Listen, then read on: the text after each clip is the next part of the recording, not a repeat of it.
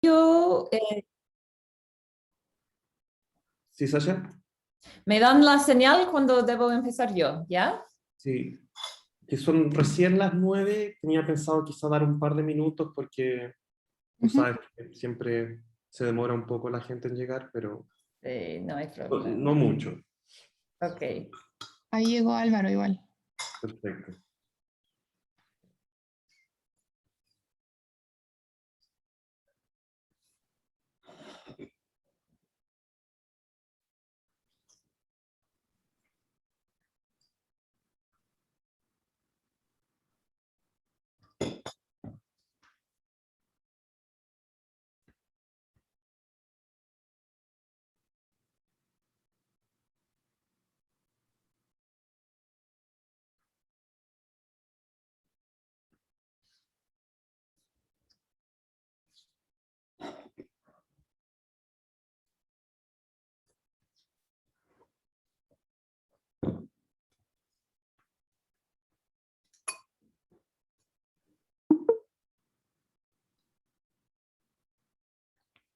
Buenos días a todos y todas los que están acá. Estamos dando un par de minutos simplemente para que empiece a llegar un poco más de gente, pero vamos a estar empezando en breve. Gracias, Hernán. Buenos días a todos.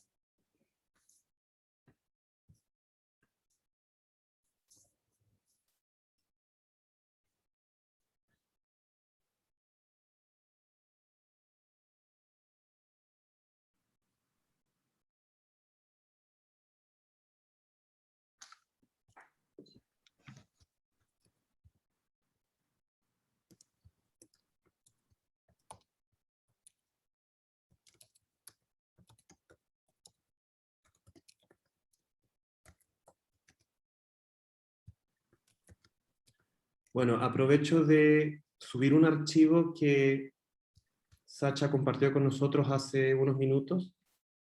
Es un handout que ella preparó, que está en español. ¿Lo pueden ver en el chat?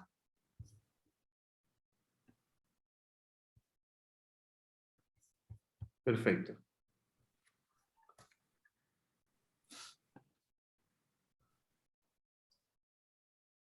No sé, Hernán, si valdría la pena tal vez compartir una pantalla con el handout o qué te parece. Sí, yo puedo hacer eso, no hay problema. A ver.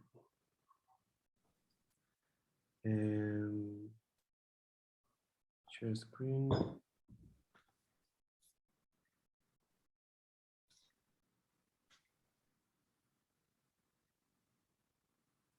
¿Se ve acá? Perfecto, sí. Perfecto. Y yo me imagino, Hernán, que Hernán, por si acaso, que como voy a explicar en algunos minutos, es el coautor de este artículo, así que me imagino que mientras que avanzo, Hernán, Puedo ir avanzando el documento. exacto, vas a saber exactamente dónde estamos mientras que avancemos, así que agradecería esa ayuda con el handout Ok. para no perdernos. Ya.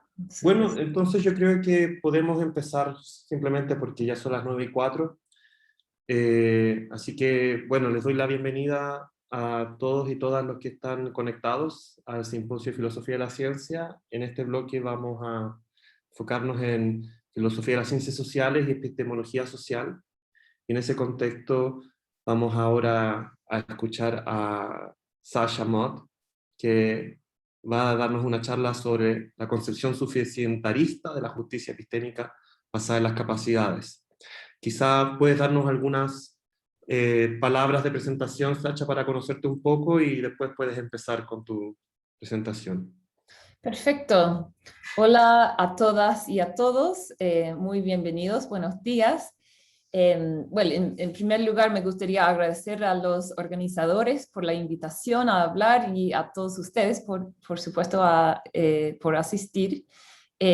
Soy Sasha Mad, profesora de filosofía del Instituto de la filosofía de la Universidad Católica. También soy Senior Research Fellow at the University of Southampton. Y además en este momento soy investigadora principal de un proyecto Anillo que investiga la producción de conocimiento en Chile contemporáneo. Y hoy día presentaré un artículo que forma parte de este proyecto de investigación. Y el artículo fue escrito con Hernán Bobadilla y actualmente se encuentra bajo revisión en Episteme. Así que cuando utilizo el pronombre nosotros, en todo momento me refiero a Hernán y yo. Yo esperaría que esto me mantenga honesta en el sentido de que espero no tergiversar sus puntos de vista. También me gustaría disculparme de antemano por presentar el artículo en inglés. Fue escrito y pensado en inglés y lamento decir que no tuve tiempo, no tuve la oportunidad de traducirlo para esta ponencia. Sin embargo, he preparado el handout, es muy detallado en español y describe todos los puntos principales. Así que yo espero que ustedes eso también les ayudará. Okay, so yeah, I'm just going to jump right in English, and you all can be following along as well in the handout. So in this paper, we defend a capabilities-based approach to epistemic justice that focuses at a structural rather than an individual transactional level. Okay, and I'll say a bit more about that as we go along. Although we take our cues from Miranda Fricker's 2015 paper, we go beyond her position in several key respects. So according to the principle that we defend, epistemic justice obtains when there is a distribution of capabilities to all individuals in a given social domain, which secures their opportunities for minimal epistemic agency. Okay, so the goal of this paper is to motivate and explain this conception of epistemic justice and to argue that it does a better job than does Fricker's conception, Fricker's capabilities-based conception, of capturing the true extension of the concept of epistemic justice.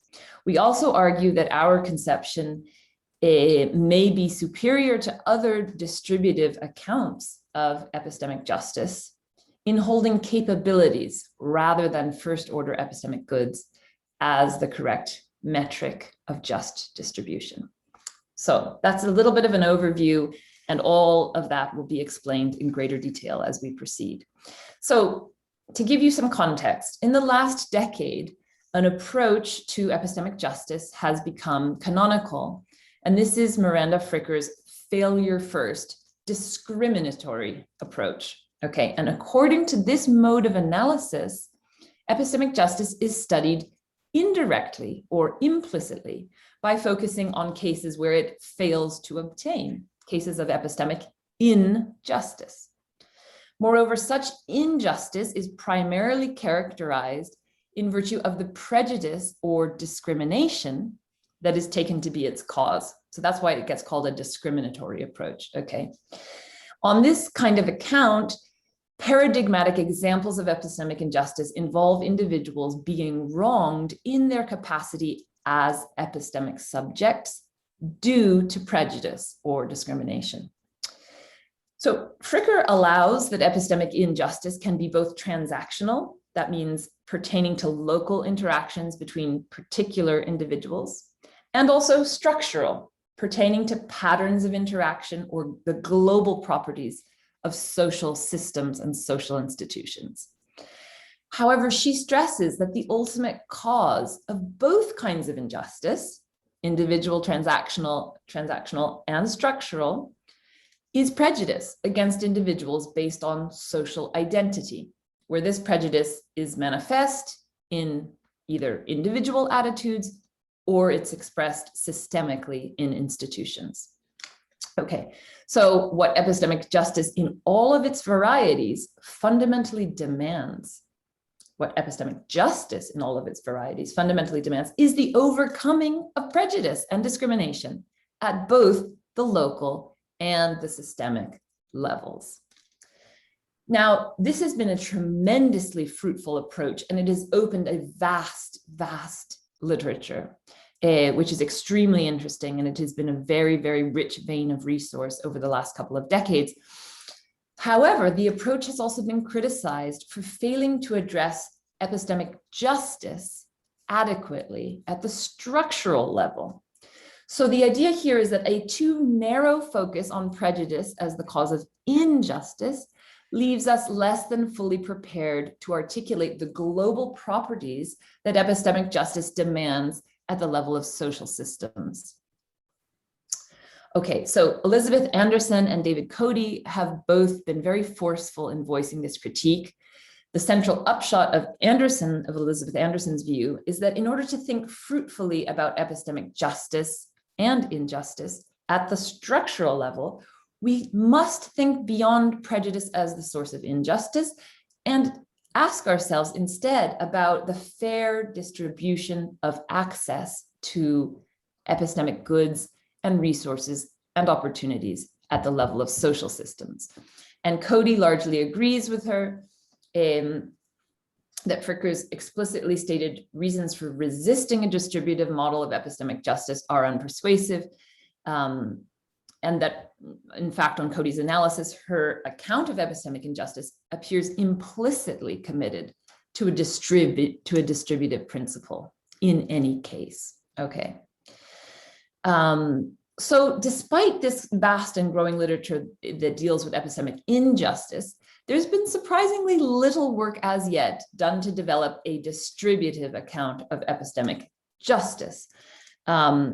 As I've just mentioned, both Anderson and Coady offer strong arguments in favor of the utility of such an approach, but neither one of them takes up the task of working out such an account in any detail. Okay, so where to look for the resources to construct such an account? Well, the argument here is that we would be wise to look to Fricker herself, because she actually develops a second approach to the problem in a 2015 paper, where she takes these very tentative steps in the direction of a sufficientarian distributive account of epistemic justice using the capabilities framework for social justice that is due to Martha Nussbaum and Amartya Sen. So we think that Fricker's turn to the capabilities approach provides the blueprint for a very promising, positive conception of epistemic justice that is aimed at systems level analysis, but she doesn't go far enough. So our aim in this paper is to build from and to extend, and in some respects to modify, the blueprint for this kind of capabilities-based approach to epistemic justice that we find in this 2015 paper I've just mentioned. Yeah, and so one of our central aims is to build from and extend this conception that we find there, but also to overcome its central limitations. So in what remains of the talk, I plan to do the following. First, I'm going to sketch Fricker's capabilities-based conception of epistemic justice with a view to understanding how this model departs from her original prejudice-focused account of epistemic injustice. I then explain what we find worth saving in her account, as well as those elements that in our view call for improvement. And in the remainder of the paper, I go on to outline the central features of our view. And lastly, at the very end, if there's time, I hope to sketch in broad outline how our framework for epistemic justice offers a useful lens for analyzing routine cases of epistemic harm that arise in the digital arena, connected to the use and manipulation of consumer attention. Okay, so let me jump right in. Fricker's account of epistemic justice based on the capability of epistemic contribution. Here I'm just going to lay out her view.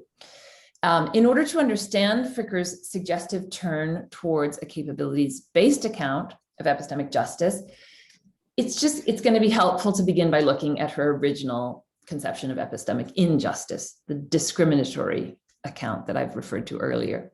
So according to this earlier theory, this original theory, there are two sorts of wrongs that may be done to someone in their capacity as an epistemic subject. In both cases, as I've mentioned, it's prejudice or discrimination, whether direct or indirect, that's the source of the wrong. So in the first case, that of testimonial injustice, a speaker receives less credibility than she deserves owing to prejudice on the part of the hearer. So Fricker illustrates this case with the example of Tom Robinson from the novel To Kill a Mockingbird. This is a young Black man whose testimony is disbelieved in a court of law by an all-white jury on account of their anti-Black prejudice. So Fricker acknowledges that there's a range of cases that fall into this broad category of testimonial injustice, and that a speaker's credibility can be wrongfully deflated in a very radical way, such that the speaker is just disbelieved outright, and that there are other milder cases where a speaker's credibility is unjustly discounted to a lesser extent, but still leading her contribution to be wrongly devalued. But whatever the degree of credibility deficit, the prejudice of specific individuals, however unconscious, is directly responsible for damaging or downgrading the speaker in her capacity as an epistemic subject, in her capacity to contribute to the common pool of epistemic resources, in her capacity to contribute to the production and sharing of knowledge and information. Okay, so I mentioned there were two types on her account. Two main types. There's testimonial injustice, which we've just talked about, and there's a second type. It's called hermeneutical injustice. Hermeneutical injustice is the main type of wrong that may be inflicted upon someone in her capacity, is the second main type of wrong, the second one, that can be inflicted on someone in her capacity as an epistemic subject. So this type of epistemic injustice occurs at a stage prior to communicative activity, though it is made manifest in failed or semi-failed attempts to render an experience intelligible, either to oneself or to another person. So this type of epistemic injustice befalls people who are hermeneutically marginalized in virtue of belonging to social groups that lack equal access to the generation of social meanings. Okay, such people are often left at an unfair disadvantage when it comes to making sense of their own social experiences.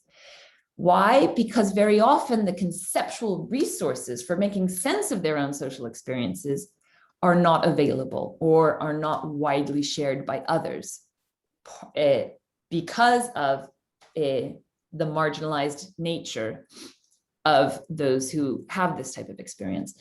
So Fricker's paradigmatic example is the wrong that many women suffered in trying and in some measure failing to explain and to make intelligible their experience of sexual harassment in the workplace before the concept of sexual harassment was coined and widely taken to refer to a serious category of wrongdoing. So these people, these women found themselves on the receiving end of a hermeneutical injustice because they lacked the conceptual tools due to their social status. They lacked the conceptual tools to make sense of their own experience and to make other people understand it as well.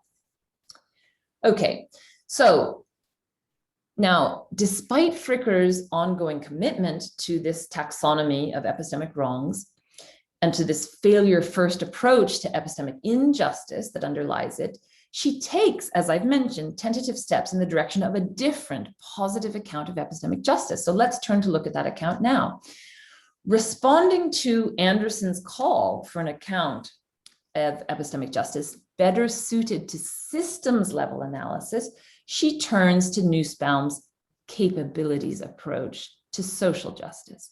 So on Nussbaum's view, social justice requires distributing a minimum threshold level of 10 central human capabilities to all individuals that enable opportunities for self-determination and flourishing. So what Fricker does is she adapts Nussbaum's approach to her epistemic purposes through the introduction of a novel capability that is not found on Nussbaum's list of 10. This is the capability that Fricker calls epistemic contribution. So what Fricker takes from Nussbaum then is the idea that social justice requires a distribution of capabilities to all individuals up to a certain minimum threshold. And what she takes from Anderson is the claim that egalitarians should seek relational equality for all people in the space of capabilities. Fricker also thinks that this equality is especially important in the context of democratic citizenship. So then what Fricker is doing is she's drawing on these various elements from Anderson and from Nussbaum in order to argue that what epistemic justice requires is that the capability of what she calls epistemic contribution be equally secured to all individuals up to some sufficient threshold. Now, how does she define this threshold? She says this capability of epistemic contribution, which we'll talk more about in a moment, it needs to be secured to all individuals up to whatever threshold is needed to secure their equal standing as citizens. This is Fricker's view. So here I give you a quote so you can hear her position expressed in her own words. Fricker writes, quote, "What is important from the point of view of equality is that all citizens should have the capability of epistemic contribution. However, this does not imply that everyone must enjoy the same level of epistemic contribution, the same levels of education, the same levels of expertise, or the same level of interpretive innovation. Rather, what this means is that all citizens must enjoy whatever basic level of epistemic contribution, this capability, that is necessary for equal standing as a citizen." Okay, so I want to suggest that we can express this view in the following definition, according to which, this is now our interpretation of Fricker's position, she characterizes epistemic justice as necessitating a distribution of epistemic contribution of that capability to all individuals in a given social domain, which secures epistemic relational equality. Okay, so that's her capabilities-based view in a nutshell. I want to just say a little bit about how she understands the idea of epistemic contribution, and then I'm going to move on to raising some criticisms of her position. So she uses the term epistemic contribution to encompass two kinds of epistemic giving. The first is directed to informational materials, and the second to interpretive materials that are needed to make sense of a more or less shared social world. So on Fricker's account, these are just ubiquitous forms of epistemic giving, and together they amount to the exercise of, quote, something plausibly regarded as a loosely unified social epistemic capability on the part of the individual to contribute to the pool of shared epistemic materials and resources, materials for knowledge, for understanding, and very often for practical deliberation. So Fricker takes epistemic contribution to be fundamental to the status of the epistemic subject. She takes it to be essential to the flourishing of the epistemic subject qua epistemic subject. You can't flourish as an epistemic subject without having the ability to contribute to this collective knowledge-making enterprise. Okay, so now with this link between the epistemic subject and the capability of epistemic contribution firmly in place, Fricker then turns to actually reframing her earlier discriminatory account of epistemic injustice in both its testimonial and hermeneutical forms in accordance with this capabilities-based conception. I won't get into the detail of how she reinterprets her own earlier work through this later framework, but that's what she ends up doing in the paper. All right, so I want to go ahead now that we have her view hopefully securely in place. I want to go ahead and raise some criticisms and some worries that we have about the nature of her view. So in general terms, despite its promise, we think that Fricker's capabilities-based account, this second framework that she offers, suffers from two important limitations. And these are limitations that our own account that we will shortly, that I will shortly present, is designed to overcome. First, we find that Fricker takes too narrow a view of the epistemic capabilities that must be fairly distributed in order for epistemic justice to obtain. And we call this the epistemic contribution objection. So we agree with Fricker that the capability of epistemic contribution, being able to contribute to this collective pool, is very important to epistemic agency, and that this capability can be unjustly thwarted in the very rich ways that she describes.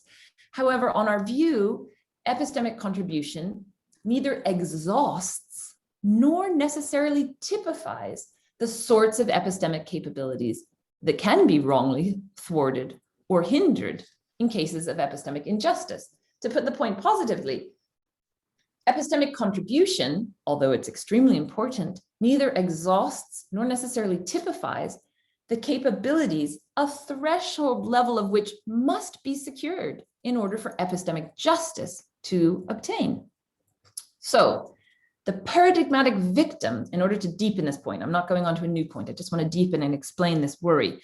The paradigmatic victim of epistemic injustice at the core of Fricker's account is envisioned as someone entitled to express her epistemic subjectivity, someone whose experiences, often of discrimination, deserve to be understood, deserve to be taken seriously, someone whose contributions are unjustly discounted. So in a nutshell, this paradigmatic victim is someone entitled to exercise the capability of epistemic contribution, and she has been wrongly prevented from doing so. Now, again, we completely agree that being unfairly discounted, unheard, or misunderstood by others can manifest epistemic injustice. But the point we want to raise is that being unfairly left in ignorance or error about matters of concern to one also constitutes epistemic injustice. And there's no principled reason to go excluding this second type of case. Okay, so I think that an example might help make the point vivid. Consider that privileged epistemic subjects will often know when and how to ask the right questions. They will often know how to seek further information when doing so would be relevant to their interests. They will also be more likely to understand which epistemic sources might be suspect and deserving of scrutiny. However, epistemic injustice in the form of unequal epistemic opportunity leaves many people ill-equipped for all of these tasks, and therefore much more vulnerable to unjust ignorance and unjust error, especially when the latter are brought about, let's say, through active disinformation campaigns. So here the problem is not that epistemic injustice leaves people unable to articulate their social experience or express their subjectivity or contribute their beliefs to a general pool. That's not the problem. The problem in these other type of cases is that epistemic injustice leaves people unable to inform themselves effectively about the world in which they live, including perhaps the immediate risks they face, the consequences of different possible courses of action, and the ways in which they may be tricked, manipulated, or misled by those who have the epistemic upper hand. Okay, so this is the type of case that motivates our search for a more adequate account of epistemic justice based on capabilities. Okay, so I could go ahead and give a diagnosis of why we think Fricker places undue emphasis on epistemic contribution. But I'm not sure. Let me just check with Hernan briefly. How much time do I have remaining, Hernan? Son las 9:30. Yo creo que 10 minutos más sería prudente, quizá hasta 15 minutos más. Okay, yeah. So I'm going to skip that diagnosis of perhaps why it is she places undue emphasis on epistemic contribution. And I'm going to go ahead to this second key limitation that we find in her account. So on her view, so we find two main faults or limitations, and we seek to overcome both of them in the positive view that we offer. What is this second fault or objection? So on Fricker's view, problems of epistemic justice and injustice largely concern the way in which opportunities to exercise and exploit developed capabilities are either justly secured or unfairly thwarted. And we argue that important problems of justice and injustice often arise at an earlier stage pertaining to the development or lack thereof of capabilities that may or may not then later be thwarted when it comes to their exercise. So we call this the diachronic development objection. So basically, in a nutshell, this is to go back to the paradigmatic victim of epistemic injustice on Fricker's account. This victim is envisioned as someone who knows, who has developed the capacity to know, but is unfairly taken not to know. This is someone who has something to contribute, but whose contribution is being blocked for epistemically irrelevant reasons as a result of oppression and discrimination. Now, again, this is real, this happens, and this is awful, this is epistemic injustice. But there's a different type of injustice, we think, that happens at an earlier stage. It prevents people from developing the capacity to contribute in the first place. It prevents people from knowing in the first place. Okay, so our account is designed to capture these kind of earlier stage injustices that arise in the context of developing the capabilities in the first place. Right? There's the development of the capability, and injustice can arise at that stage. And then there's the expression of an already developed capability.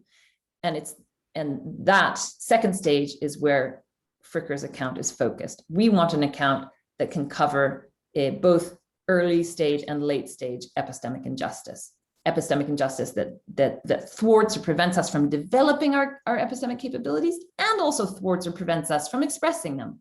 Okay, and from exercising them. All right, so I've mentioned our two main criticisms of her view.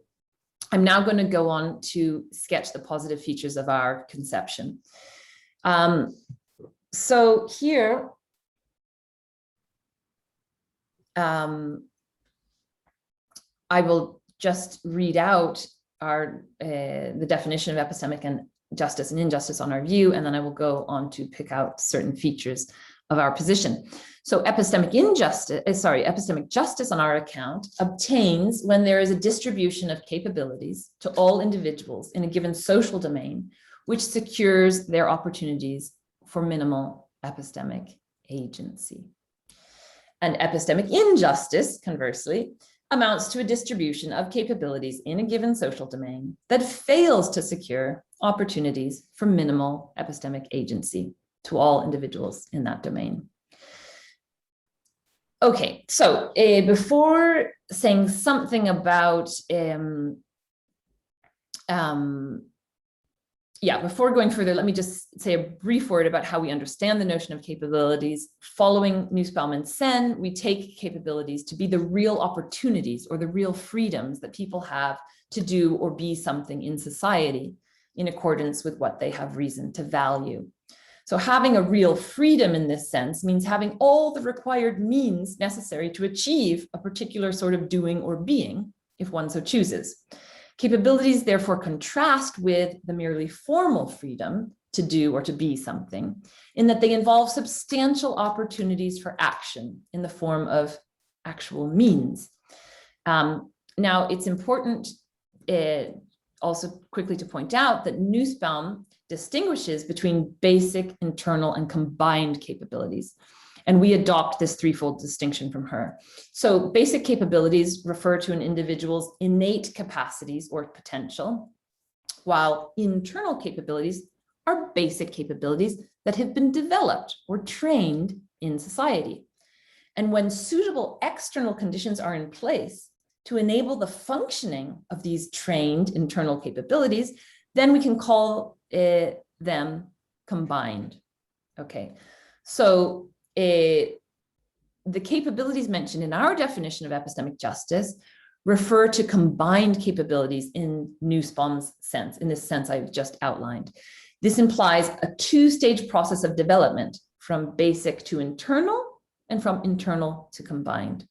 So in focusing our account on combined capabilities, we seek to call attention both to the social conditions that are needed in order to develop everyone's basic capabilities, as well as to the social conditions that are needed in order to enable the functioning of these internal capabilities, that is, the capabilities that have been developed or trained. Okay. So why this focus on distributing capabilities rather than first order epistemic goods? I think it's important to say something about this. Now, why is this the correct metric?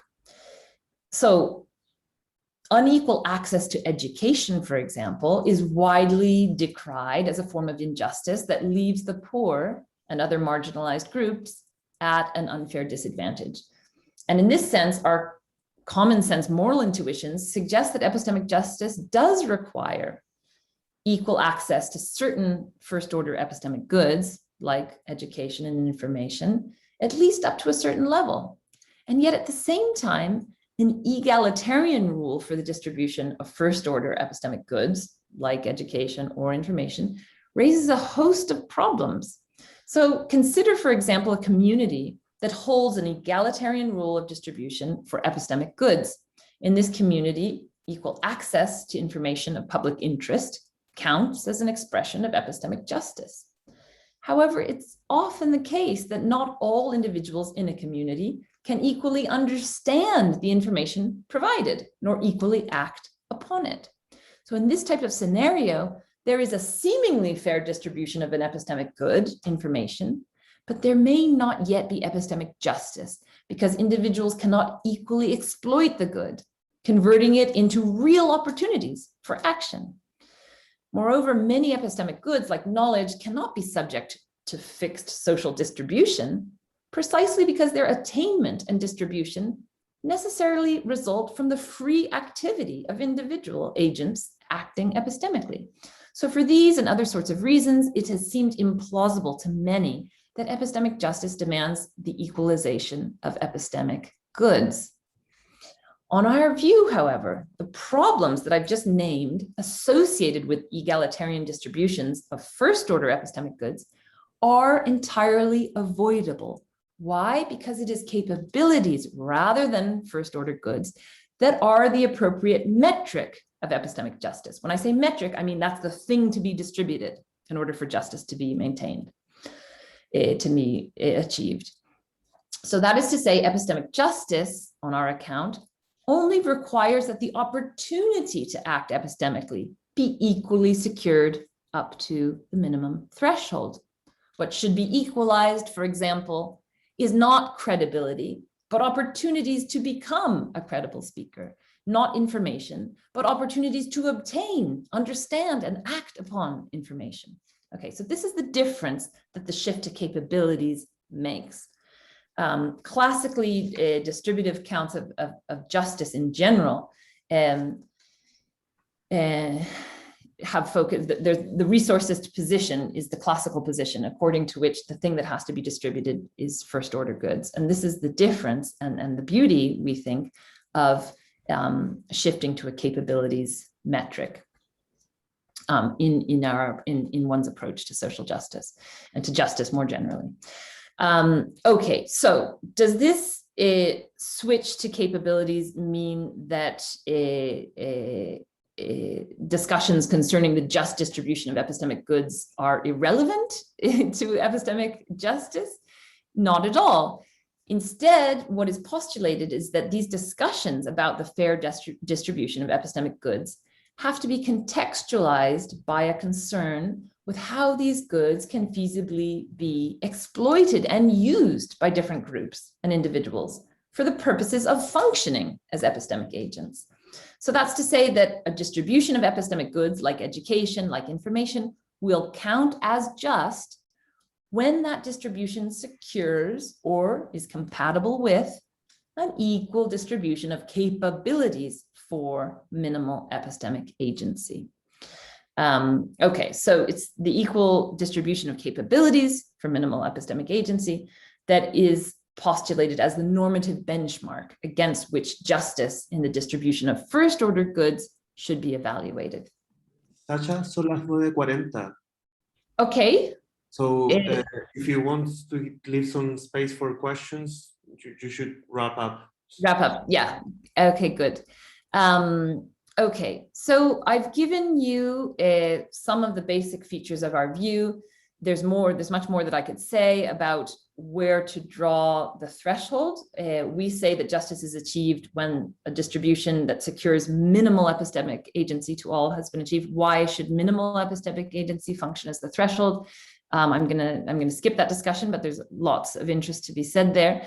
I just want to end by calling your attention to what we think of as some of the virtues of our view.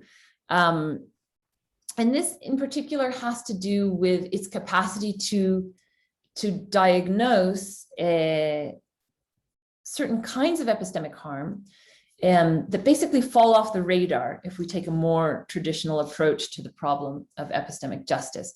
So this is just by way of wrapping up. Digital technologies, especially those linked to social media platforms like Facebook and Twitter, they make, as we all know, they make very intrusive demands on our attention. They're frequently designed to bypass our processes of rational self-control. They're designed to keep us engaged with their products or their platforms for as long as possible, showing us as many pages as they can, getting us to click on particular sites, etc. And the result of all of this is that the use and direction of our attention is subject to these vast digital networks that are designed to manipulate what we think, what we feel, and what we perceive in the service of profit-oriented goals. Okay, now here's a supposition that I'm not going to have time to defend, but I think it can be argued that the capability to direct one's own attention free from manipulation and interference is basic to minimal epistemic agency. If that is correct, then it raises a worry that the techniques employed by digital technology companies may seriously harm or undermine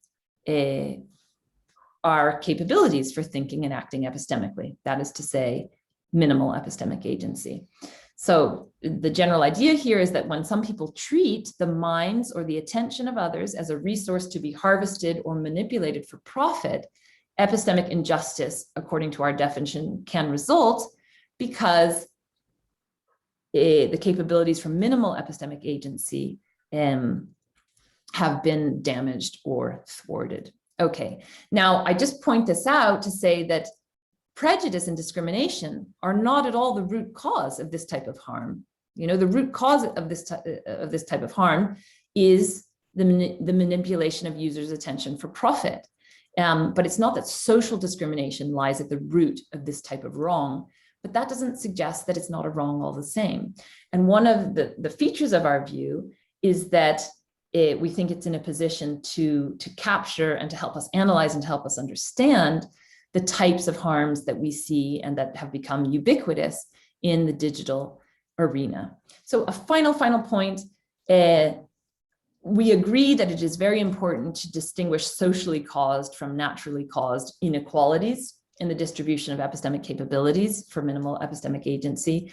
And we also agree that unequal distributions that are socially caused are, of course, the proper concern of epistemic justice.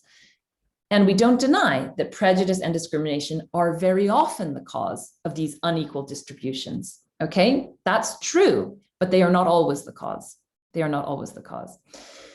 Yeah, so that's to say there is an important role for accounts of epistemic justice and injustice that continue to foreground the causal role played by prejudice and discrimination. We don't want to deny that, but we want to provide a broader framework that can both capture those types of cases and the other sorts of cases, an example of which I just mentioned in the case of harms to our epistemic attention or capabilities for epistemic attention. Okay, I'm going to end the talk here. I have much more to say, but 40 minutes is a tight box. Thank you very much. Thank you, Sasha. The floor is open for questions. O está abierto a preguntas, disculpen. También estoy dispuesta a recibir preguntas en español y contestar en español también, así que...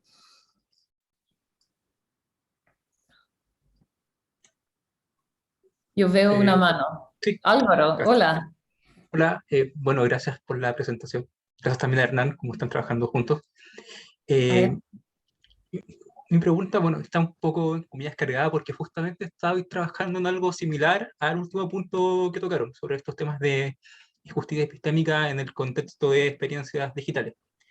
Estaba recordando uno de los temas que tocaba Fricker en el libro del 2007 y que después también lo extiende otra gente como Medina y otros epistemólogos sociales, el tema de, no sé si se traduce así, pero la objetivación epistémica, que es donde, claro, el problema no está en desconocer el testimonio de una persona, sino en que su testimonio se reconoce, pero no se le reconoce su capacidad como agente epistémico, sino que solamente se le toma como una fuente de información. Estoy pensando, por ejemplo, en casos como en este contexto digital, como técnicas como el perfilamiento conductual o ese tipo de cosas que justamente lo que hacen es, de alguna manera, vulnerar alguna noción de autonomía o de capacidad epistémica o de agencia. Entonces mi pregunta es, pensando como en ese tipo de casos, o en otros casos que también tienden a estar cubiertos en la literatura de epistemología social, como la burbuja epistémica o las cámaras de eco, ¿de qué modo la propuesta que están haciendo ustedes podría ser, no sé si sentido, pero cómo interpretarían esa clase de fenómenos donde el problema no está en el testimonio que se da, sino en los procesos que siguen después, como por ejemplo la formación de creencias, la misma identidad, o esta idea ya de vulneración de autonomía? Es excelente la pregunta, muchísimas gracias y me interesa muchísimo el trabajo que estás realizando, así que en otra instancia me encantaría escuchar más sobre tu propio trabajo en este ámbito. Sí, yo diría que, de hecho, yo encuentro que nuestro enfoque es muy bien posicionado para abordar precisamente el punto que mencionas. ¿Por qué? Porque lo que importa en este contexto es la agencia epistémica mínima, ¿cierto?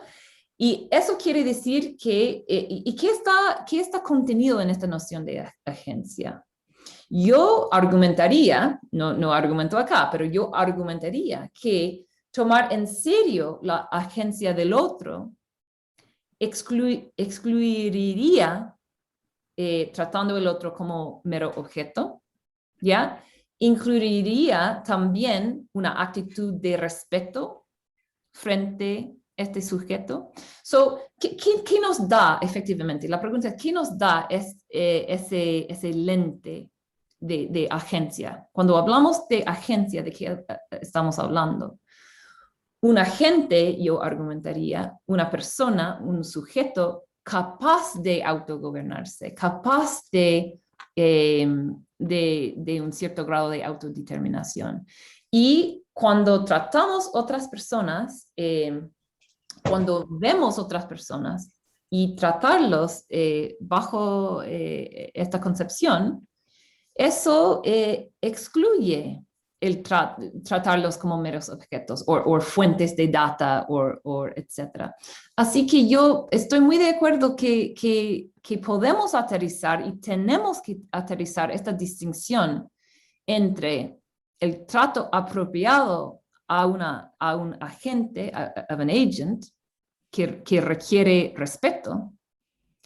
Y esta distinción entre the agent who requires respect y la persona tratada como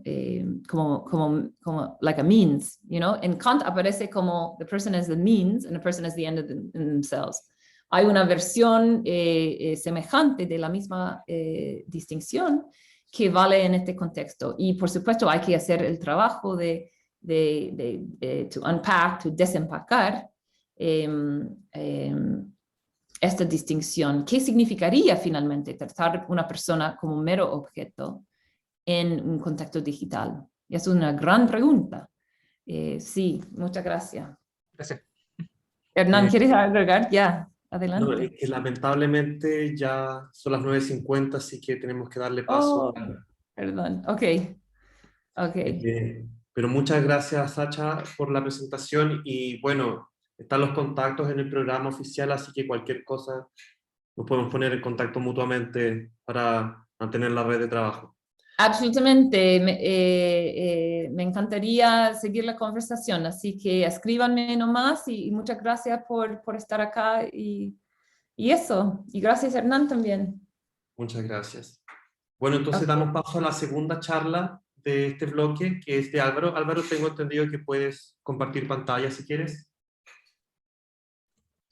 Ya, voy a compartir. Álvaro, tienes hasta las 10:15, se acaba el bloque. Entonces te recomiendo 20 minutos de presentación y 5 de preguntas. Perfecto. Ahí voy a tratar de ser sintético. Para exponer.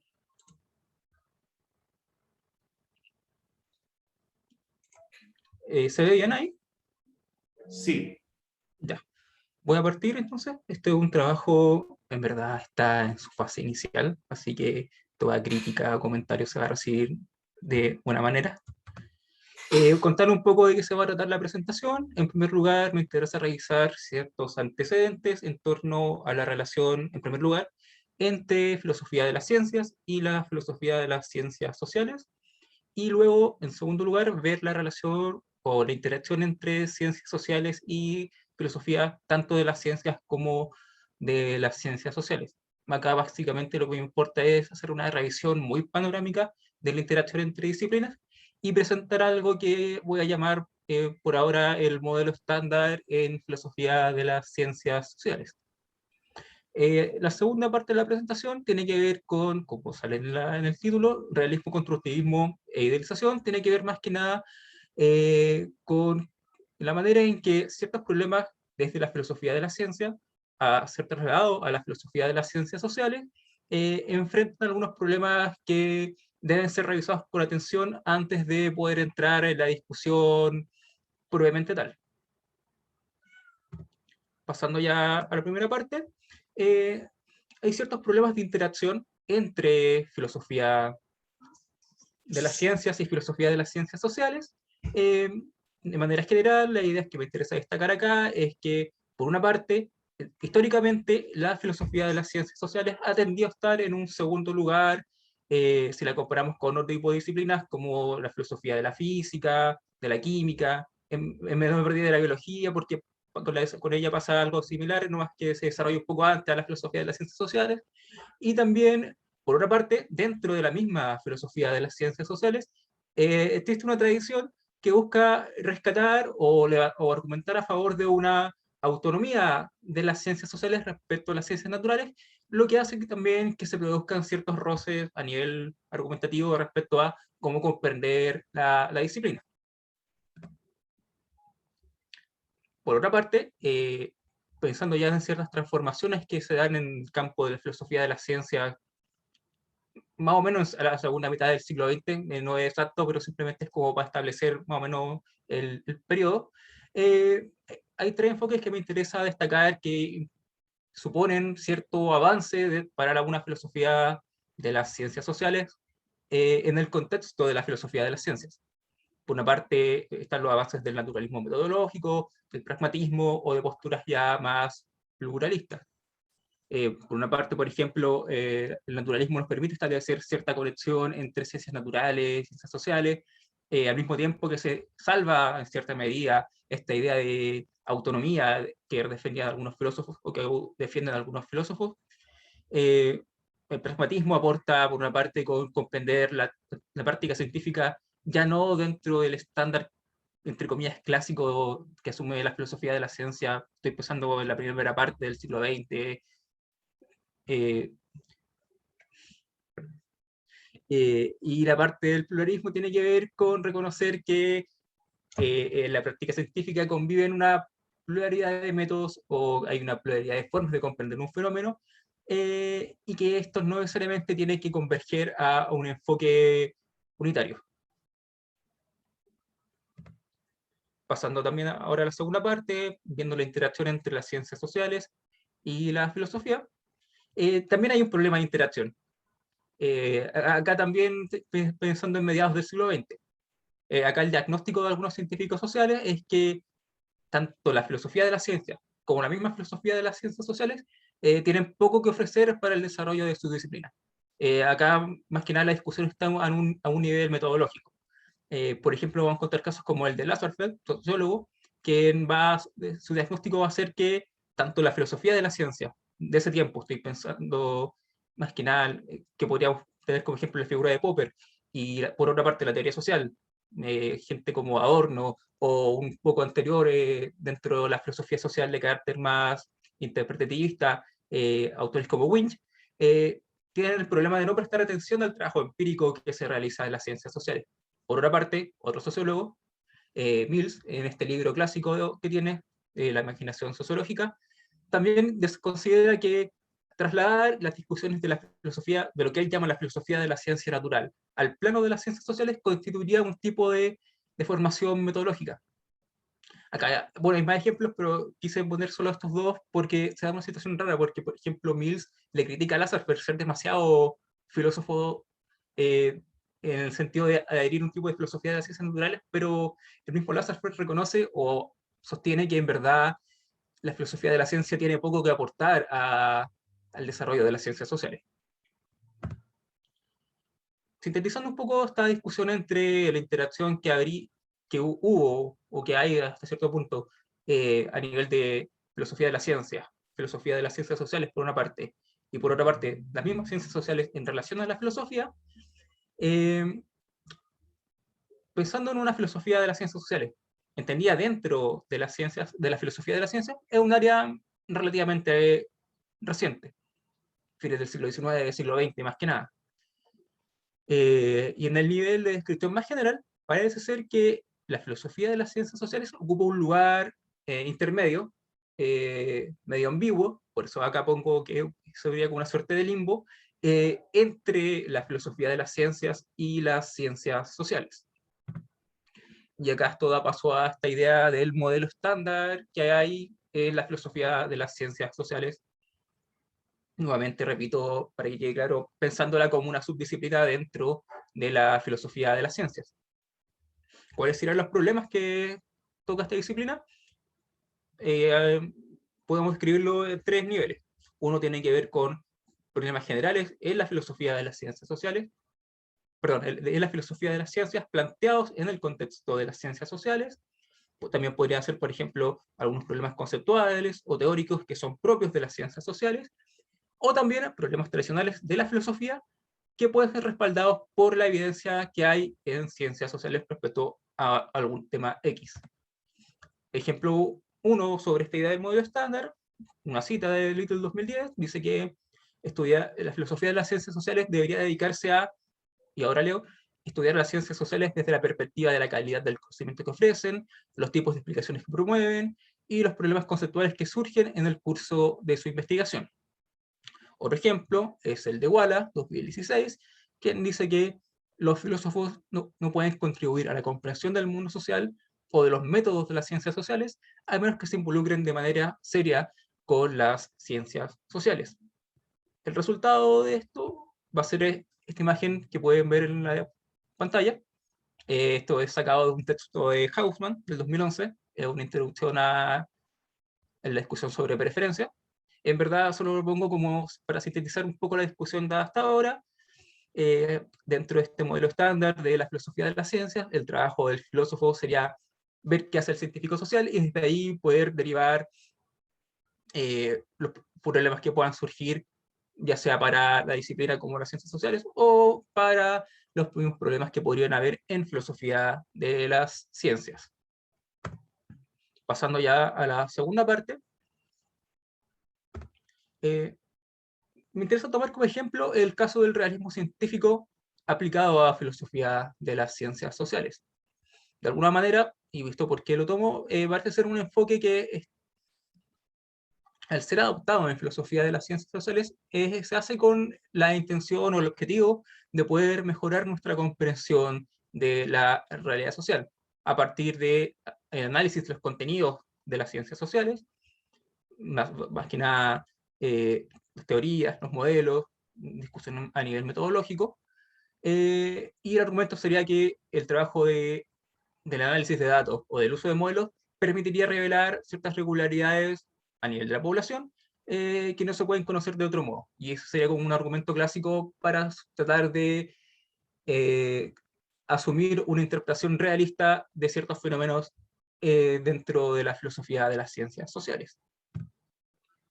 Simplemente como para hacer una recapitulación, acá cuando se habla un poco de realismo científico, estoy tomando las tesis de Silos del 99, como a presentar una visión general. El realismo científico en verdad viene en muchas formas, pero acá yo tomo una concepción más o menos tradicional, donde se interpreta como una tesis a nivel metafísica, semántica y epistémica, cada una con diferentes compromisos. La metafísica tiene que ver con la estructura del mundo, la semántica tiene que ver con la interpretación que se le da al contenido de las teorías, y la epistémica tiene que ver con la capacidad predictiva o explicativa que podría tener una teoría o un modelo. Es simplemente una referencia. En el caso de la filosofía de las ciencias sociales, al revisar la literatura sobre realismo científico, nos vamos a encontrar que la mayor parte de los refinamientos están a nivel de la tesis metafísica. Discusiones en los 90 como la de Boyd, los 2000 de Mackie, más recientemente de Little, más que todos se tratan o se enfocan más que nada en tratar de responder a esta pregunta de cómo adecuar la realidad social en el contexto de una realidad entre comillas objetiva. Ahora, ¿cuáles son los problemas de adaptar o de recibir el realismo científico dentro de la filosofía de las ciencias sociales?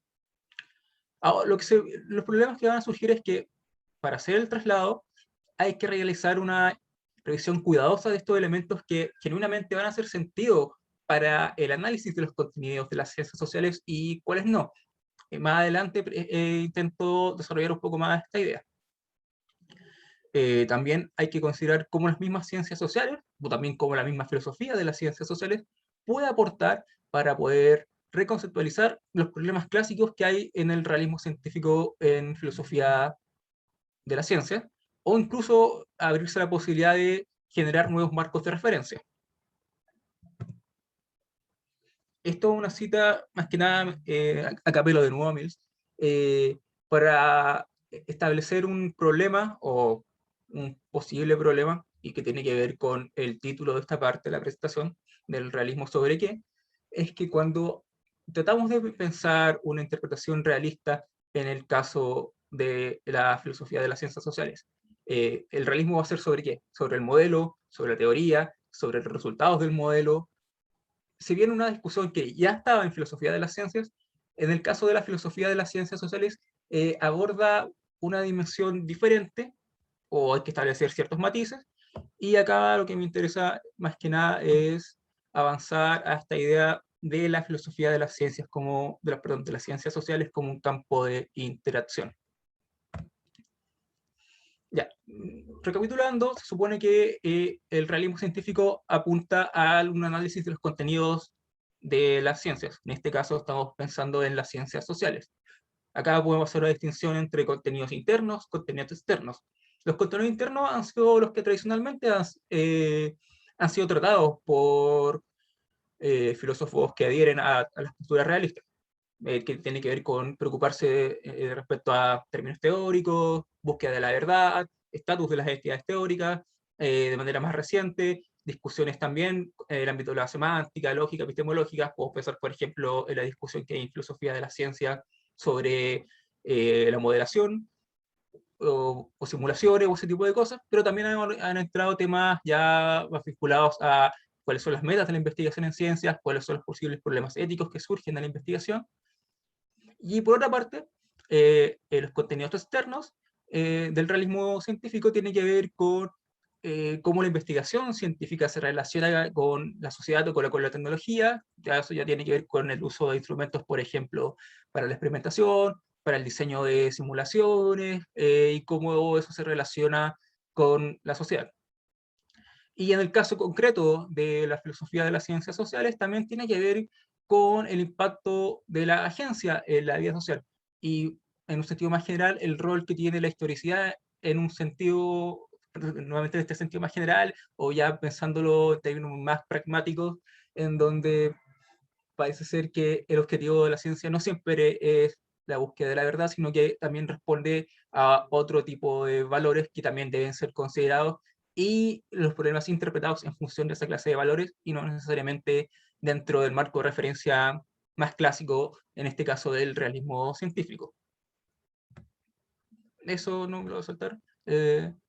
Pasando como a esta idea del constructivismo, como otra de las tesis fuertes que hay en filosofía de las ciencias sociales, acá nuevamente, pensando en la relación desde el realismo científico o desde una filosofía de las ciencias sociales dentro de la filosofía de las ciencias, cuando también se revisa la literatura, hay al menos dos sentidos en que puede haber una interacción o una buena convivencia entre posturas realistas y constructivistas. Una puede ser hablar de una construcción en términos de dependencia causal o constitutiva, o simplemente como una forma de operacionalización.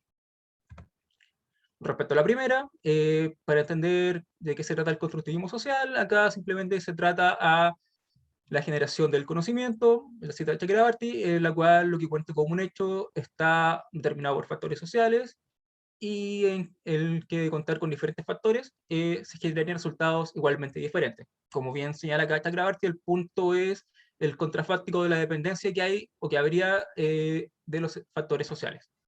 Por otra parte, en esta interpretación del constructivismo ya simplemente como operacionalización, tiene que ver con que en su mismo trabajo, los científicos sociales, para poder describir o explicar ciertos fenómenos, tienen que definir ciertos parámetros previos, como por ejemplo, que tienen que ver con la recopilación de datos, cómo se va a interpretar un concepto, cuáles son los estándares que se van a utilizar a nivel metodológico para levantar una muestra, ese tipo de cosas. Y con esto ya es casi la parte final de la presentación, con un ejemplo de estos problemas que van surgiendo, quiero tomar el caso, o el ejemplo, apelar a un ejemplo de las clases medias, partiendo por la definición de la OCDE. Ya, las clases medias refieren a es la clase social, que se refiere a un grupo de personas que comparten el mismo estatus socioeconómico. La forma en que se define este estado difiere según diferentes tradiciones académicas y el uso que se le da al concepto. Como consecuencia, los indicadores utilizados para definir y analizar la clase media varían significativamente dentro y entre disciplinas. Lo que nos vamos a encontrar es que los enfoques que tienden a dominar, hay más, pero son los principales, son los enfoques basados en el ingreso y en la ocupación. Por una parte, el primero va a identificar a la clase media como los grupos de ingreso medio, aquellos que no son ni pobres ni ricos. Hay distintas formas de establecer el parámetro de dónde está la división respecto a pobres y ricos, pero básicamente la idea central es esa. Por otra parte, los enfoques basados en la ocupación intentan identificar a la clase media en función de cierta narrativa como la educación, el tipo de trabajo que tienen, esta idea del trabajo duro, del mérito. Si viene una idea como de un origen más que nada que está en el trabajo de Weber, ha ido avanzando considerando algunos de estos parámetros todos. Otros factores que también se consideran son el capital humano, los activos económicos, el prestigio ocupacional, y los ejemplos más clásicos son ver a la clase media como, por ejemplo, aquellas de trabajo de empleados públicos o que están en trabajos que no solamente que requieren más que trabajo manual, pero que tampoco poseen medios de producción. Otros enfoques que cada uno los voy a mencionar, pero que tienen que ver con enfoques más relacionados con autores como Bourdieu, tienen que ver con el ámbito del capital cultural, de ciertas posiciones a nivel de... Perdón. Quedan 5 minutos. Ya, estoy cerrando, así que estamos bien. A nivel de capital social y ese tipo de cosas. También hay otra forma de concebir clases medias que la autopercepción. Por ejemplo, acá también apeló a Augusto de Laute, en países nórdicos 4 de cada 5 se consideran de clase media, en Portugal, Brasil y Chile 2 de cada 5, y en Reino Unido se da un caso especial en donde existe una mayoría que parece identificarse no como clase media, sino como clase trabajadora. Esto es simplemente como para poner cierto contexto. Otro contexto más, ejemplo de las clases medias en Chile, vamos a ver que dependiendo de los indicadores que vamos a asumir, vamos a tener diferentes formas de distribuir la clase media, que sería, bueno, ahí se ve el gráfico. Nuevamente, estos contextos. Entonces, y con esto ya voy a cerrar. ¿Qué significa reconsiderar el realismo científico en filosofía de las ciencias sociales?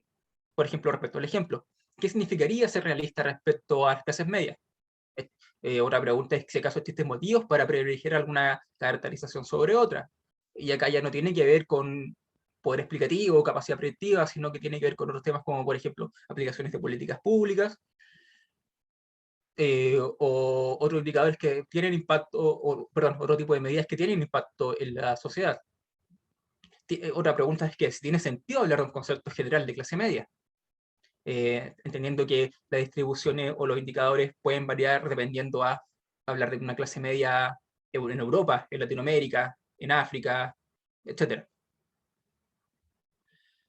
Y respecto también a la misma utilización que tienen los científicos sociales sobre términos como el de clase media, es si acaso existe algún compromiso con la verdad, o como filósofos también debemos abordar el problema desde una posición más pragmática, teniendo por esto que muchas veces como lo decía anteriormente, el objetivo no es necesariamente esta idea con la verdad, como lo entienden los filósofos, sino que tiene que ver con con ciencia aplicada, desarrollo, como decía, desarrollo de políticas públicas, eh, bueno, ese tipo de ejemplos. Ya no quiero repetirme tanto. Sumario, y con esto cierro. Eh, Bajo el modelo estándar, la filosofía de las ciencias sociales existe como una disciplina que está entre medio de la filosofía de las ciencias y de las ciencias sociales. Si asumimos una concepción un poco más extensa de los contenidos de la ciencia, pensando en esta idea de los contenidos externos, podemos avanzar hacia una filosofía de las ciencias más, entre comillas, realistas, que no solamente ve la parte clásica, sino que considera otros problemas. La filosofía de las ciencias, sociales, perdón, me faltó ahí, no solamente tiene que ser informada por la filosofía de las ciencias o las ciencias sociales, sino que también debe ser capaz de informar a ambas. Bueno, esto cierro. Gracias. Ahí está el contacto. Perfecto. Y eso. Muchas gracias, Álvaro. Queda abierto el espacio para preguntas.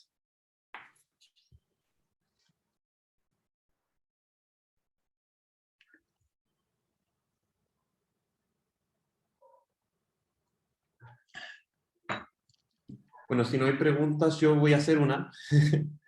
Me gustaría saber un poco, como al final dejaste la pregunta respecto de qué tan comprometidos debemos estar con la verdad versus una visión más pragmática. ¿Cuál es tu posición al respecto? O si tienes como algún lineamiento al respecto. Sí, bueno, me interesa avanzar justamente en esta idea de conseguir una concepción más pragmática de la ciencia, entendida que hay muchos más objetivos que dar con una idea de verdad. Yo estoy pensando en otras, simplemente, por ejemplo, de otras metas epistémicas como el mismo comprender, Uh-huh. y a discusiones un poco más aterrizadas, a las que aún les tengo que dar como una vuelta argumental, que tiene que ver con esta dimensión de lo que podríamos llamar una ciencia social aplicada. como el diseño de políticas públicas. Por ejemplo, un caso súper coloquial, y no creo que lo trate la tesis, pero es como para mencionar, según estos indicadores, por ejemplo, marca la diferencia entre quien en un contexto educacional quien accede a gratuidad y quien no. Entonces, ahí hay temas que tienen que ver como que son ya con la gestión, con la administración, con la gobernanza, en donde, claro, la disputa a nivel de cuál es el indicador que hay que seguir ya no tiene que ver con criterios estrictamente metodológicos, epistémicos, porque en verdad yo no podría decir que algunos están equivocados. Me parece que, al menos no he hecho la revisión tan exhaustiva, pero por lo menos hasta ahora diría que eh, metodológicamente todos se oponen indicadores, entonces ahí la salida no va por ese lado. En el mismo caso de las clases sociales, también hay cierto relato en donde se dice que las clases sociales son como el motor productivo en las sociedades liberales o las socialdemocracias, que son una suerte de factor estabilizador, pero también hay evidencia que tienden a asumir ciertos rasgos conservadores respecto a, por ejemplo, el implementar políticas de impuestos o que tienden a tener una definición en donde están dispuestos a sacrificar cierto bienestar social, pero son discusiones que en verdad estoy entrando. Pero tiene que ver con esta idea de poder pensar una ciencia social más aplicada y no sé si dejar de lado, pero incorporarla a esta discusión más clásica sobre temas metodológicos. Ujú. Perfecto. ¿Hay alguna otra pregunta? Estamos pasados de tiempo, pero no sé si queda algo pendiente.